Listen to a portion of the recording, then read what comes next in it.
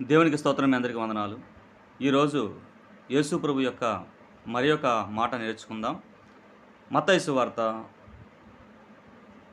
5వ అధ్యాయం 21, 22 వచనములు నేను చదువుతున్నాను, వినండి. నరహత్య చేయవద్దు, నరహత్య చేయువాడు విమర్శనకు లోనగునని పూర్వీకులతో చెప్పబడిన మాట మీరు విన్నారు గదా. నేను మీతో చెప్పున్నదేమనగా, తన సహోదరుని మీద కోపపడు ప్రతి వాడు విమర్శనకు లోనగును.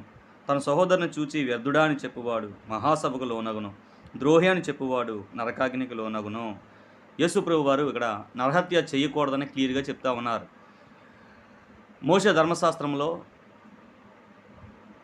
మోషే రాసినటువంటి నిర్గమకాండము 20వ అధ్యాయము 5వ వచనంలో నరహత్య చేయకూడదు, దేవుని యొక్క 10 ఆజ్ఞల్లో ఒక ఆజ్ఞ నరహత్య చేయకూడదు.